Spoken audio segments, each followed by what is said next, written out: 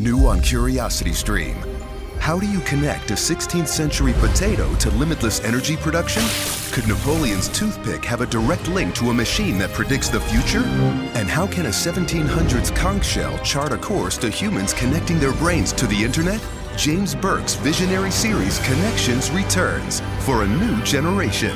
Experience all new Connections. With monthly, annual, and bundled plans, find the one that works for you at curiositystream.com. Wells Fargo presents one of the surest ways to grow your money. A Wells Fargo CD account, where you can earn a 5.00% annual percentage yield on an 11-month term with a minimum opening deposit of $5,000. Visit a Wells Fargo branch or wellsfargo.com/CD rates to open a CD account and start growing your savings with us. Wells Fargo Bank, N.A., member FDIC.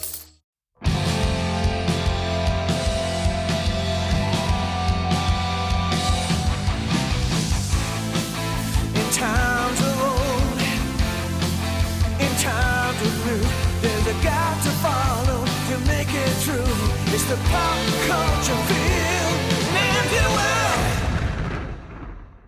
What's going on, everybody? Oh, let me start that again because Chris always says that we always start off with "What's going on, everybody?"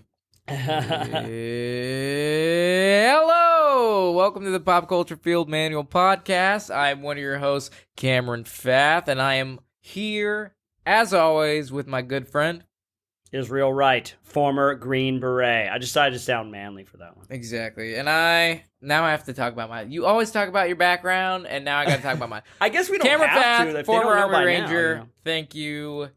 Sorry, I stepped on your. You're okay. Go for it, man. You're a former Army Ranger. You're a current Army Ranger. No, I kind of messed. Not current. Are you sure? Yes. Because you're still in the guard. I mean, in the guard. Yeah, I get. No, you have to be in the 75th to be a current. I am former. Okay. Former. I mean, like spiritually, off, you're always going to be a Ranger, and I'll always be a Green Beret. Inside, I will always be a Ranger, but currently, I am not. Right. And I'm living off my past.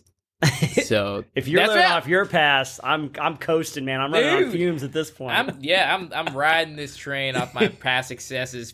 Forget the future, Cam. Let's live off the past, baby. Let's never go forward. 4 touchdowns in 1 high school football game, baby. Yes, and we have to keep talking about the military because this episode is dedicated to the military, and I'm actually really excited because I like talking shit, and that's exactly what this episode is. We're gonna talk about military stereotypes. That's right. The funny ones, the ones that might be true, the ones that might not be true. Right. No one's safe. There's a little bit of truth, I think, almost to everyone. There is. It's not like people make things up whole cloth, but sometimes one person does it, and then somehow it just spreads everywhere. And it's like you heard a rumor of a story, of a hint of somebody who said something one time, maybe, but it's just kind of spread. Stereotypes aren't rumors. Stereotypes are supported from a little bit of data. They don't apply to everybody, but they came from somewhere. Right. And they did happen at least once. They did happen at least once. And we're going to explore the ones specifically in our beloved military. Something tells me, Cameron, that the Ranger Regiment is rife. We have with great stereotypes. Rich stereotypes. The 75th Ranger Regiment is extremely fertile with stereotypes. Right. And when we talk about stereotypes, we're talking about the people that inhabit the military. We're going to get really granular. Not granular at the individual level. Not writ large. We're not talking about specifically the military, just the people that are a part of it. Yeah. Okay, and I'm pretty excited because I have some funny topics. I love it, dude. It is. I mean, and if you've been in the military, even if you haven't been in the military, I'm sure you've heard of these or you've seen a meme because it's part of the culture and it happens so much. I mean, this is why we have safety briefs.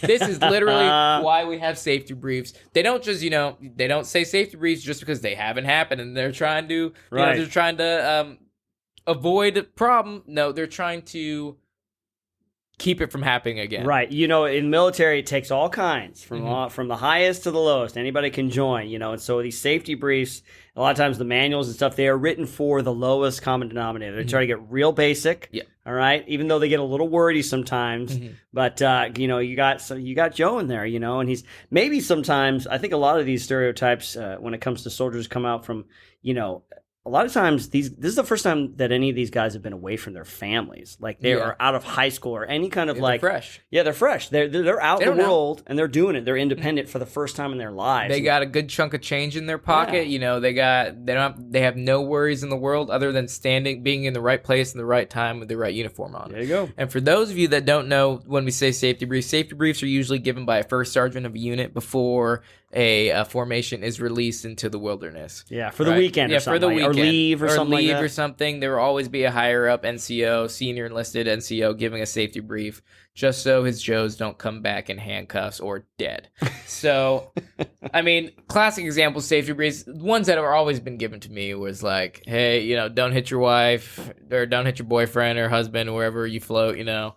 Don't find your problems in the bottom of a bottle of alcohol, but that one never sits anywhere. And then they're like, yeah, don't drive drunk. And obviously, you know how that one goes. Mm-hmm. And then, yeah, it's just trying to avoid the unavoidable in the military. Yeah. And one stereotype that I love to see, and it's something, and it most of these apply to a brand new private, because just like you said, they're fresh out the womb. Mm-hmm. They finished high school. Wet behind the ears. Yeah, they got, you know, they're young, dumb, full of cum. They want to go conquer the world. They have all this money they've never had before, and they're in a new state. They're a ranger. That's where it gets bad. But look, when you're trying to buy a car, and I tell you this, the reason I'm excited to tell you this is because I was this guy. This was me, and I can strongly support this. You've heard of the, you know, brand new private. They enlist. What's the first thing you want when you're out of graduation, baby? I want a new pair of wheels. You gotta get that car, man. Yeah, I want a new pair of wheels. Don't care how much it costs, but I want to impress the ladies. You got your signing bonus. You have maybe a pay saved up through basic, airborne, whatever kind of, because you know you don't get out a whole lot. Yeah. You know, you're not living on your own, living on the base. Yeah, so you get a good chunk of change. I don't know what an APR is. And I'm assuming it's like a test score, so the higher it goes, the better, right? Armored Patrol Reconnaissance. Yeah, exactly. Brand new private goes out, buys a Dodge Charger at like 10 to 20% APR. That's a stereotype. Yeah. And that was me. Supported by real life events. I know when I graduated RASP, I went out and obviously I'm a little bit of a conceited man. So I'm very materialistic. You know, I like nice things. I like nice clothes. So obviously I'm not just going to buy a beater around. And it's funny because I made a friend in RASP and he was a financial advisor. And he's like, you don't want to buy more than this? Your monthly payment? He's like, you're making this. Obviously, you don't buy the car. And I was like, hey, man, this is great advice. Thanks for it. You know, I'm sure if I follow this, I'll have a successful time in the military and save a lot of money. So what I did is I went and bought a brand new Mustang and didn't listen to anything he said. And I didn't even buy like a V8 Mustang. I bought like a V6 Mustang because I couldn't afford the V8, but hey, it looked cool. So I thought I got a hell of a deal too, but I paid like 10.99 APR and I thought that was a steal. And I tried convincing myself. I was like, this is such a good idea. I still have the car today. It's completely paid off. Oh, really? Yeah, but I decided to drive that bitch till the wheels fall off. Even though it's a V6. I think the first car that I ever got on my own, it was at Fort Bragg. I went to CarMax. I didn't know anything. I was just like you. I was a little bit older, you know. But when I joined the Army, still didn't know anything. Yeah. And I got it like a Hyundai, Elantra, or a Hyundai Accent or something like that, nice. 2005 or whatever. Great purchase. And it's my trick was like, you're not going to get me with the APR. I'm going to pay it off early. So I made like double payments. I think I paid it off when I was in Iraq, like on my first paycheck. I'm like, aha, $4,000. I'm done. You know? Dude, that's awesome. See, I just paid off my car. And I've had it. I bought it in 2015. All right. Yeah. So not too bad. I was paying at 10.99 APR because I was stupid. Now, you know, I have credit. How much longer do you think you can get out of that? Like mileage wise? You think you're going to get something soon, or you think you'll be okay for the next couple of years? I'll be okay. I know I want something soon, but we'll see. You know, I learned my lesson. You know, it's not all about materialistic stuff, and the Mustang still looks good when I put a nice shiner on it. There you go. But you know, anyways, don't be that guy. Hey, brand new privates, you're listening to this. If you're just out of basic training, don't be that guy that wants to get the newest Charger. You want to get a nice hot orange Challenger from the Dodge dealership because you want to be matte finish. Yeah, the good matte finish. Got a little racing stripe on the side. Don't be that guy. Save your money and, you know, get a beater and just stay in the bees. Stay in the bees. Go used, man. Go used. And you'll save yourself a lot of heartache in the long run. That's the problem with a lot of young guys. You, me, when we were young, is that you don't think about the future. You're not thinking. You're not thinking APRs. You're not thinking retirement. No, I didn't even know that. You're like, I'm going to live forever. Annual percentage rate, by the way. Annual percentage rate. If we ever said that. And that they don't pay you. That's the more. That's every year. That's the percentage on what interest. you borrow that you got to pay back interest. Exactly. Yeah. So the higher that is, it's not. Don't try to get high. Try to get low. Yeah, you're not paying $15,000 in the end. You're paying 18, 19. Whatever on top of what you paid. Right. Anyways, this isn't a financial advising podcast. This is a stereotype podcast. That's right. Let's move on to the next stupid shit that you guys do.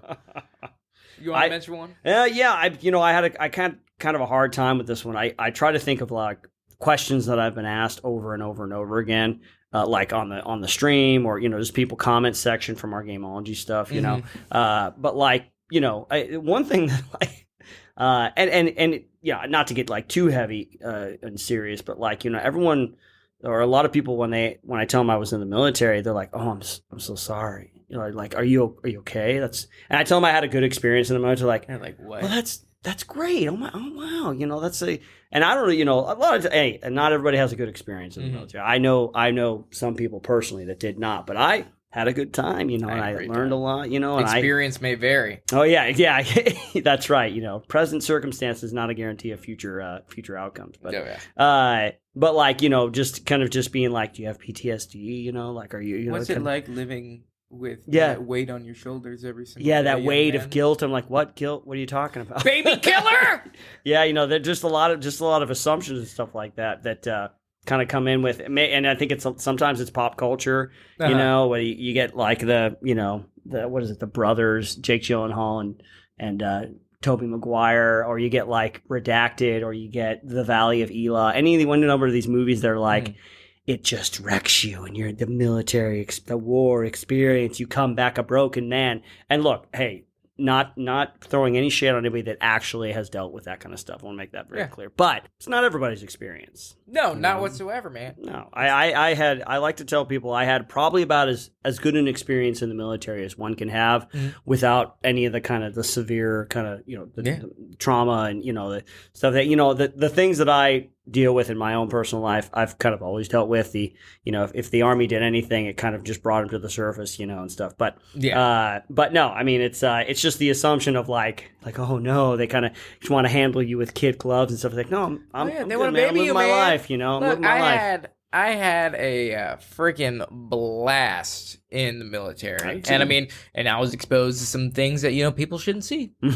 Just seeing people blown up, that's crazy. But it didn't affect me because I knew I was getting myself into it. The thing is, when you walk into it with the mindset knowing this is what you want to do, and like preparing yourself, and not to mention all the training and the mental aid. If you're not in that state, it's gonna mess something up a little bit. Being exposed to inhumane things has an effect on people. Sure. And I deal with my fair share of things, but I deal in my own way, correct?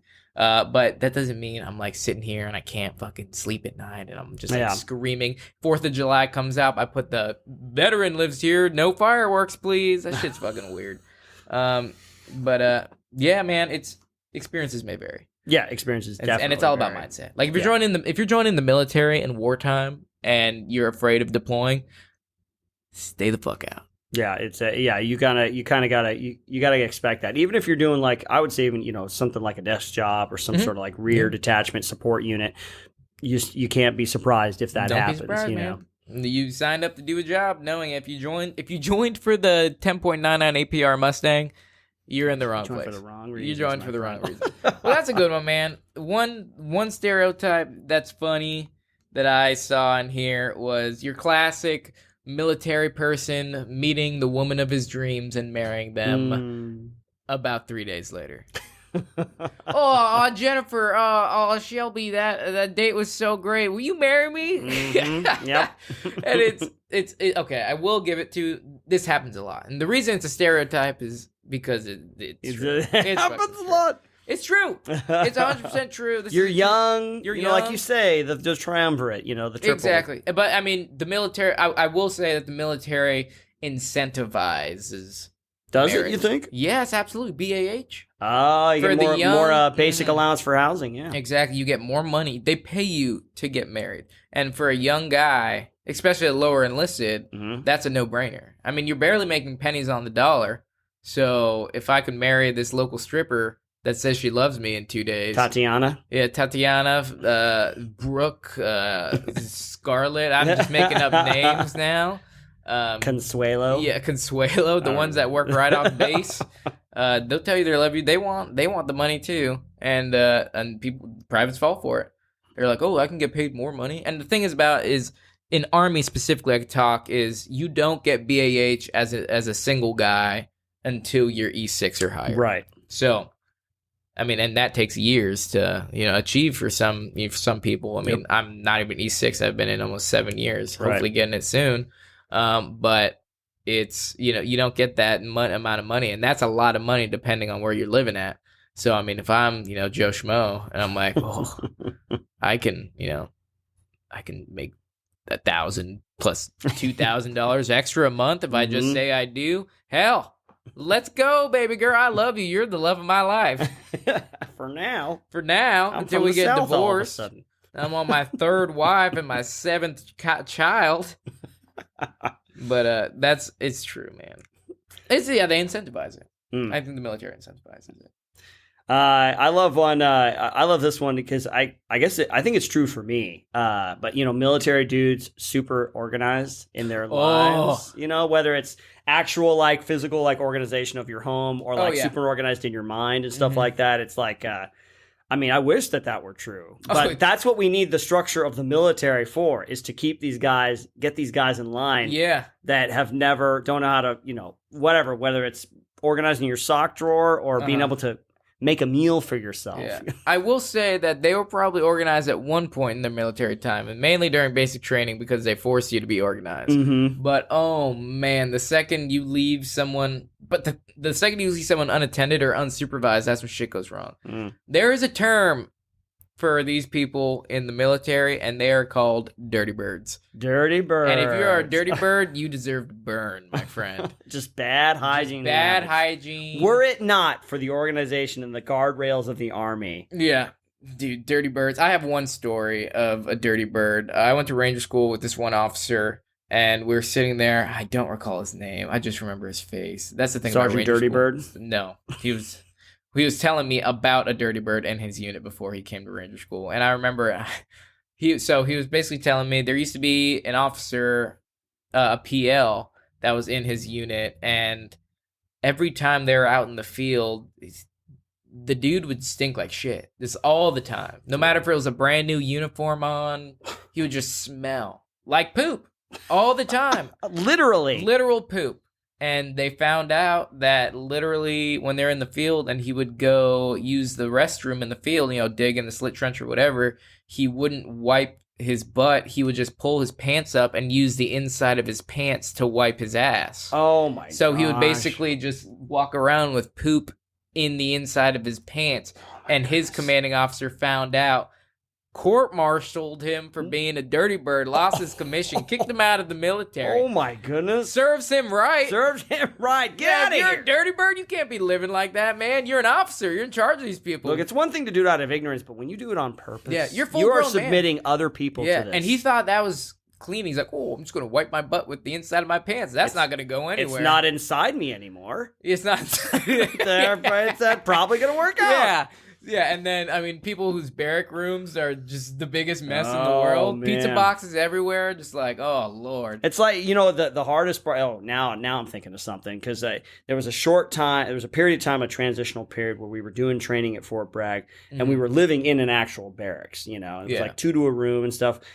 I'm telling you, those communal bathrooms are the denizens of the realm of the lowest common denominator, man. You can't get that stuff clean because there'd be 8 toilets and only 2 of them would work or be serviceable because I don't know how they get like the spray pattern. I don't know how it gets so far outside of the toilet. Yeah. Where it's like on the wall. Like, I don't know, what are these guys eating, We're going to the same chow hall, but you open it up and it's like that scene from, what was it, Desperado? Or El Mariachi, Desperado, with Robert Rodriguez and Quentin Tarantino. He's like a drug dealer. He goes into the back and there's a fake door in that open stall, and the stall is just sprayed with poop.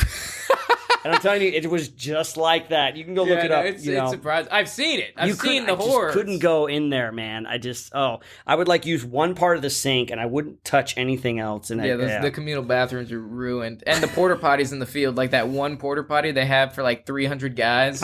Your nutsack falls and touches like a turd because it's you gotta use strategic placement of the toilet paper to kind of tuck everything away. Yeah, I usually just hover over the porta potty because my nuts will fall down into a turd mountain if you don't be careful.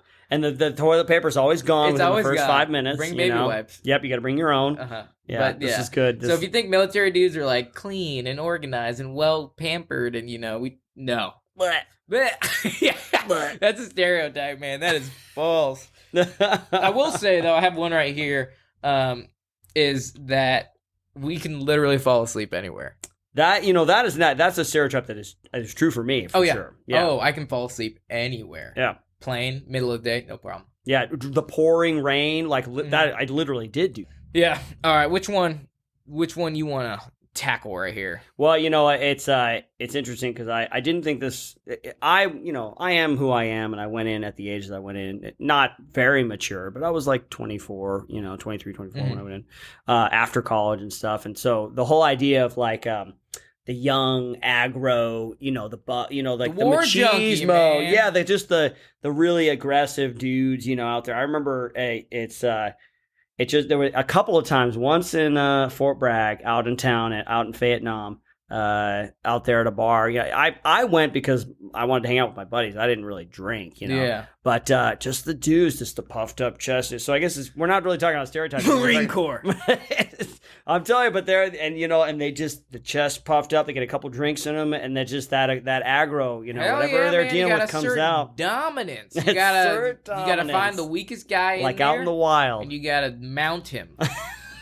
Just like a beast. But you say maybe Marines, but I'm telling you, there was one or two times out in Tacoma, Washington. Oh yeah, it's all Rangers. Yeah, and that's what they would be like. Look, okay, they would be like, point over there, like, just stay away from those guys. A couple of Rangers, just stay away from them. And then by the end of the night, they'd be getting loud and they'd be pushing. Yeah, like, rowdy. Time man. to go. Yeah, they get rowdy. That's a big thing, man. That's the one thing I didn't like is it all depends. It's like the Sure. being aggro war. So I think there's a difference between like being a war junkie and being like an aggro doucher. What do you think it is? This one's a hard one to clarify, just because the Ranger Regiment. They go out to the bars, they fight. That's what they do. They fight. But when they get out, it's not all about like love and war. I know a lot of guys that love to fight other men as a testosterone thing, as a dominance thing, to feel like an alpha. But to go like overseas and wipe out massive amount of people and cause real pain, that's a little bit of a different thing. So there's definitely a difference between being a war junkie and and a brawler. Because the thing is, I notice is, well, just based off my the guys that have the loudest mouths have done the less, have literally done the smallest. Maybe things. they gotta fight. They gotta be louder to kind of man. deflect away. Exactly. So like a lot of veterans, the loudmouth ones that are like talk about murdering people and whatever, and I do it too, just as a joke.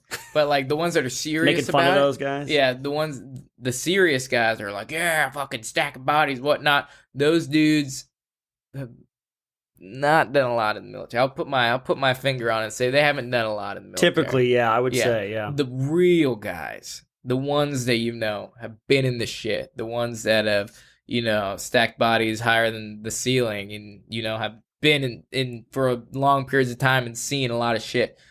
They're the chillest, quietest guys you'll ever meet. Yeah. Big hippies, huge hippies. Yeah, they got nothing to prove. Nothing. They've done it. Yeah, they kind of there's an experiential thing that they know it. Yeah. And that's okay. Yeah, they don't have to prove it to nobody. Yeah. And it's like, that's what I figured out. Like the whole, like, the firearms instructor wears a grunt style t-shirt, gets a bunch of, don't tread on me tattoos, and talks about their time in Kuwait was so hot. And yeah, they're a fucking douche, man. But, yeah, it's, I think, but, I can't say that, I haven't been in a bar fight or two. after a couple drinks. But that's just Ranger stuff, man. You're a scrappy dude, man. It's I a wouldn't want to scrap. meet up with you in a bar, man. It's a scrap. Actually, I avoid fights. I don't like fighting. I'm I'm a very nice guy. Like I'll talk about it. I'll do it if my homie's there, but I will never start a fight. I won't start a fight. There's no reason to fight. I'm trying to have a good time with my buddies, and like unless my buddy's getting the shit cracked on him or something really disrespectful happens, then that's I have a very short list that will provoke me to harm another person. Probably for the best. Yeah, man. For that, hey, I'm a small guy, bro, and I pick my fights. If I see a dude that's like 6'7", 300 pounds, I'm not gonna be like, hey, sir, I'm looking up. Of course, I'm looking up at him. I'm like, hey, buddy, you're in my way. Move. You're in or my I will seat. move you. No, that's not gonna happen. That's not gonna happen. But I digress, man. Yeah, What do you think? we can move on to something else. I'm very non-confrontational, Yeah, you're not. almost to a fault. I would say it sometimes. A nice guy, yeah. But there's some people in the military when the army, they're like, "Are you sure you're in the right place?" You Yeah. know? I was like, Yeah, you're one of those. Huh? But I was trained to do all the good stuff, but the opportunity never presented itself. You know? So, but hey, I had a great time, and I'm happy with the things that I did. So, Me too, man. Me too.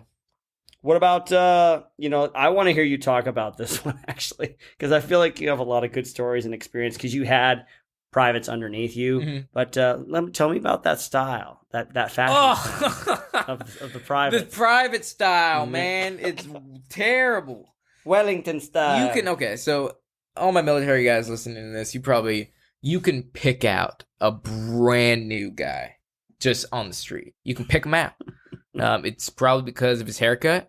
It's probably because he's wearing his dog tag still. Mm-hmm. It's probably because he has his issued AR-670-1 boots on still in civilian clothes. Or, he's wearing running shoes with jeans. Big no-no. Don't you look over here. I look at Chris. Don't you look at He's me. old, though. He's okay. His feet hurt. That's why he Hey, I wears them. stand the whole podcast. He's got orthotics. Yeah, he stands I'm the not entire sitting in a podcast. comfy chair. Yeah. Okay. Well, my back hurts, so you don't see me wearing a back brace. Anyways, Just yeah, lift more privates weight. have the worst style I've ever seen in my life. I will say, I'll put money on it, and I'm sorry if this offends you, and I'm sorry that I'm not sorry that I just said I'm sorry, because I'm not. Okay. Anyways, does that make sense? Yeah. No, We'll edit it together. I would say about 60-65% of military guys do not know how to dress themselves. And you know it. I certainly didn't. Yeah. Yeah. You still don't. Chris, No, was that guy. You I still don't know until how to- Kit God I came literally around. need people to buy clothes for me. You know. I still don't know what's wrong with wearing tennis shoes with jeans. It's not a good look, man. There's So comfortable though. it's comfortable. So there's function and there's fashion.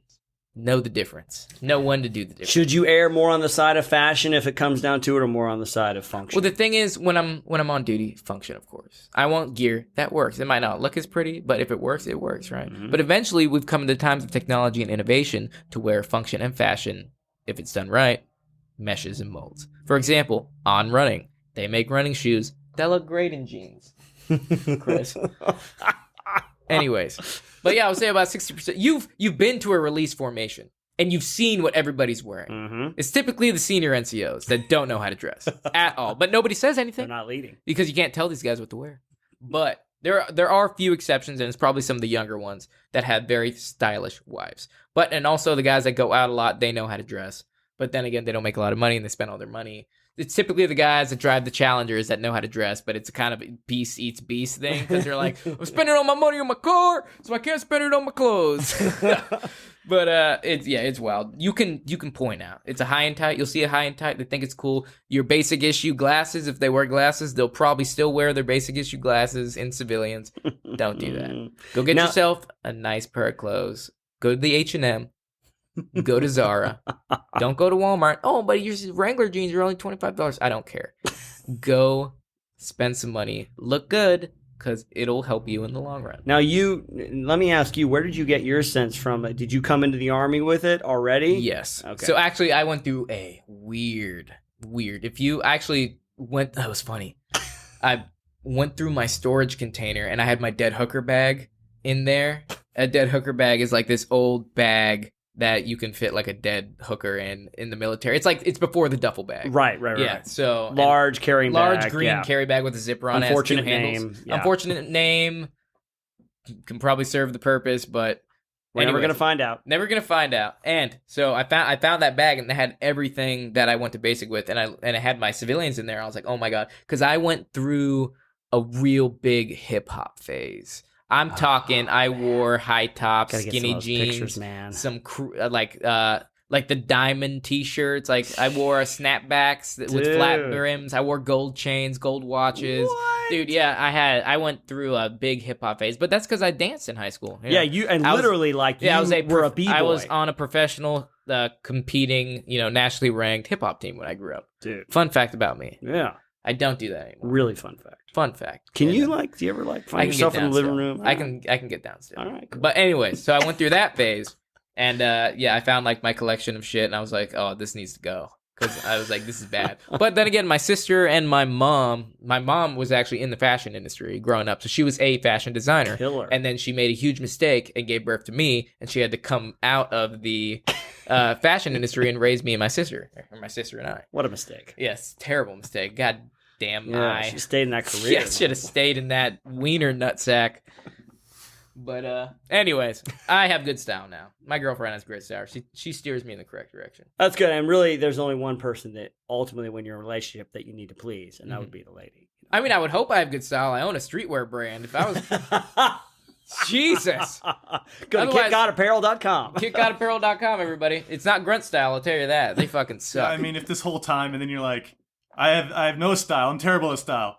Hey, go visit KitGod. Yeah, visit KitGotApparel.com. I like to think I come up with cool stuff. I'm luckily I do live streaming, so all I have to do is know how to wear sweats. That's good. You don't live have to on- wear pants. Yeah, you don't don't even have to wear pants. anything really. Unless you get up. Yeah, But anyways. We're not going to talk about that. Well, won't. Uh, Next time if you're tuning in to Izzy's Twitch, just be like, stand up. Just don't stand get up me to check. get up, Pants yeah. checked. Be like, pants check, Izzy stand up. But I think that'll be that's a good stopping That's a good point stopping for us. point for sure. Transition to Probably our for the game. best. Probably for the best. All right, everybody. It's time. I'd like to play a game with Yes! you, Cameron. Hey, look at me. I'm the game guy. I messed You're that the up. game, I'm okay. the captain. Whatever. No recovery. Keep We'll fighting. No, let's go. This one, we're going to come back to 5 clues. 5 clues? Yep. Oh, man. There is a movie I hate that, this game. that I'm going to that you need to guess, and I'm going to give you 5 clues. Each clue gets more and more Easier, easier. Yeah, yeah. the first one's going to be probably hard. Hopefully, jeez. I would love to see you guess this on the first one. That'd be awesome. So it's a game. It could be a game, a movie, or a TV show. Mhm. One guess per round. And we're going all the way down 5 questions. And Okay. hopefully by the second to last or the last one you can get it. Is it Ready? Game of Thrones? No. Okay, I was just gonna throw it. Okay, right we're off to a in. great I was start. like, okay, if I got it out of nowhere, I was gonna be like, I didn't read it, I didn't cheat, I'm just awesome. Yep. Okay, so Yeah, anyways, but that's not the case. But hey, everybody play along at home. Play along at home too. Listen carefully. I will give you the first clue. Are you ready? I am ready. All right, here we go. All right. First clue. First clue. This was originally pitched as Rocky Meets Aliens, but the director thought it was more similar to King Kong. Thought it's more similar to King Kong. Rocky meets Aliens. Oh man, is it like Rocky Balboa meaning, or you can't give me any context. Rocky meets Aliens. I don't know if I can. I don't know if I can. Is it Godzilla? It is not Godzilla. You stuttered there. No, it's not Godzilla. I wanted to do it for dramatic effect. I wanted to pause for you dramatic made me effect. seem like it had something to do with Godzilla. No, it has nothing to do with Godzilla. Okay, next. All right, next clue. The voice of the main villain in the film is the same actor who voiced Optimus Prime, Peter Cullen. I've met that guy. Really? Yeah. Like Autobots roll out, Yeah. Peter Cullen? Whoa. Yeah, I met him at BotCon at the after party. Nice. Yeah, but that has nothing to do with. So he voiced the main villain in this movie. Movie? Yeah, it's the voice actor of the main villain in the film. Uh-huh. It's the same actor who voiced Optimus Prime. And then it's Rocky meets Aliens, and the main villain It's like King Kong. Is this an Avengers movie? Is that your answer? Is that your Voltron? Avengers Voltron. Is that your? Yeah. Okay. No, that is not it. And just for clarification, Voltron is an old 80s anime cartoon. Ultron, Age of Ultron is the Avengers movie. Okay. Avengers Age of Ultron. Not Avengers Voltron. Ask me if I care. All right. I care, Cameron. How dare you mix genres? Oh, man. Okay. No, all right. Next one. This is the third clue. Okay. The movie was shot entirely on location in Mexico. However, because the Mexican jungle is deciduous, tons of fake leaves had to be added to the trees in order to make the jungle seem lush and inescapable. Is this Predator? Is that your final answer? Yes. That is correct. It is yeah, Predator. Baby! Man. Let's go! You got on the third one. That's good, man. That's really good. Wow. Because after that, the next two clues, the next clue was Jean-Claude Van Damme originally played the film before the costume redesign. And then we posted that one, so that's actually I learned the fact. There you go. And then the last one was Get to the Chopper. Get to the chopper. Okay, good. Good, man. You got it. That's Rocky meets Aliens? The original pitch, yeah. I wonder Who's why Rocky? Rocky Balboa. But Sylvester Stallone's not in that movie. Well, it's as far as like a buff guy meets, aliens running around like, fighting an alien, and right? More similar to King Kong. The director's that is maybe I think to me when it says King Kong, it means like they're going into a jungle where this threat remains, this giant that starts taking them all out. Interesting. You know what I mean? Okay, well I'm pretty stoked they got like the adventure line. No, really good. That's very good. On the third clue, that's about the limit of separating the men from the boys. So. That's good. Glad to know my manhood's in firmly intact. It's intact. Right on. That was good, man. I'm only saying that was good because I did well. If I did terribly, I would be real pissed. This would have been the worst episode ever. This would have been the worst day / episode ever. Well, that's all the time we got for today, folks. We really appreciate you all listening in and taking this journey with us. Yes, we do. Through the stereotypes of military guys. They're out there. Some of them are true. Some of them aren't. Some of them are hilarious. It's up to you to keep an open mind and, go find out for yourself. Give Joe a chance. Yeah. Give Jody a Maybe chance. join up and find out for yourself. Uh-huh. But we release a new podcast episode every Wednesday. So don't forget to subscribe wherever you listen to podcasts, Spotify, Apple Music, all that kind of stuff, or Apple Podcasts. And then we release a video version of the episode each Friday with extra content for your entertainment and enjoyment. More fun stuff. Yeah, more fun stuff. So be sure to like and share and subscribe to our YouTube page, Pop Culture Field Manual. And then if you want to get a hold of us, go to Instagram, PCFM Podcast, or if you want to send us an email, it's pcfmpodcast@gmail.com. We love getting emails from you, and actually we find them to be very, very helpful and hilarious and heartwarming. So it is. That's really great. If you want to hang out with me a little bit more, I live stream on Twitch every Monday and Wednesday evening and Friday morning. Go to twitch.tv/myhappyself. And if you guys want to check out my streetwear brand, Kit God, you can find us on Instagram at Kit God Apparel, or you can go to kitgodapparel.com. There's some cool stuff getting uploaded this year. I'm actually excited because we're doing some fun stuff. We're making big moves. So go ahead and check it out. Would love your guys' support. Right on. Thank you very much for listening, and we look forward to you guys tuning in again. See you soon. And cue the music.